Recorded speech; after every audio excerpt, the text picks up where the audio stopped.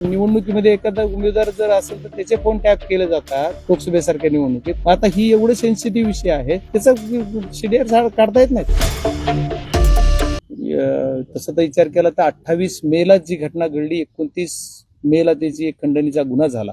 त्या दिवशी जर अलर्ट मोडवर येऊन पोलीस यंत्रणेनं जर सगळ्या गोष्टी हँडल केल्या असत्या तर ही पुढची घटना घडल्या नसत्या. तर ठीक आहे, त्या दिवशी घटना घडली कारण त्याच्यात बी एक आरोपीचं नाव आलं आणि इतर एक कोणी त्याचा पत्ता आणखी पोलिसला नाही. मग ही आज तुमच्या सर्वांच्या वाहिनीच्या माध्यमातून मी एसपी साहेबालाही सांगणार आहे, आम्ही रायटिंग मध्ये सुद्धा देणार आहे की इतर एक जो आरोपी टाकला तो कोण आहे तो पण हुडका पाहिला.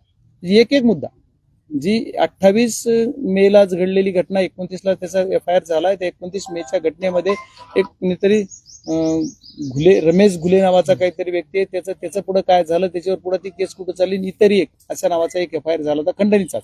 तर त्या इतर कोणही तो का अटक नाही, इतर कोणही पोलिसला आणखी का कळला नाही. आता त्या घटनेला जवळजवळ 6, 7, 8 महिने 10 झाले. त्या पण घटने पहिला 28 मेची 29 मेची जी घटना आहे तर तो एक आरोपी कोण आहे तो पकडला पाहिजे.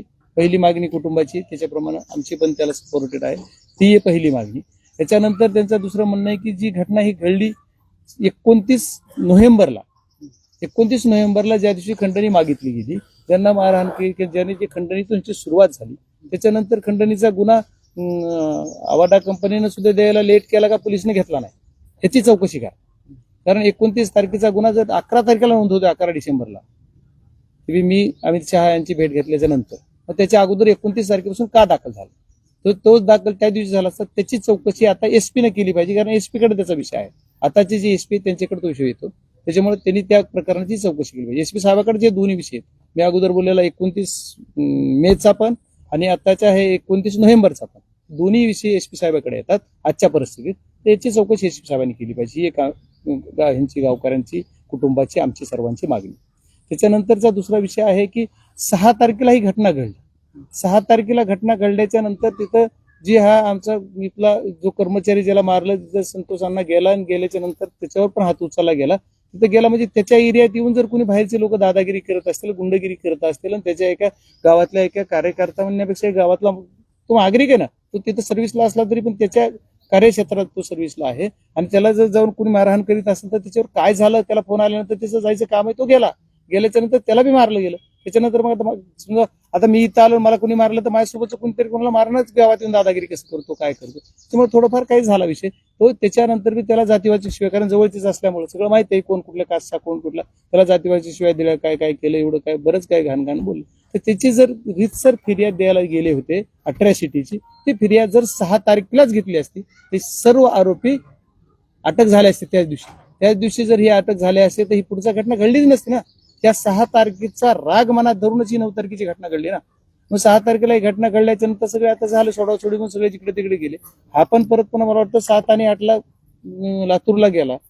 आता लातूरला घर मुलगी असल्यामुळे सगळं तिथं असल्यामुळे तो गेला. ते सहज त्यांचं काय असं नव्हतं की काही इंटेन्शन आता मिटलंय असं वाटलं, पण मिटले पण ह्यांच्या मनात एवढा राग धरला आणि ह्यांना कुठंतरी इन्सिडेंट काय वाटत होतं, हे म्हणजे बीड जिल्ह्याचे मशियात झाले होते ना मारामारीत.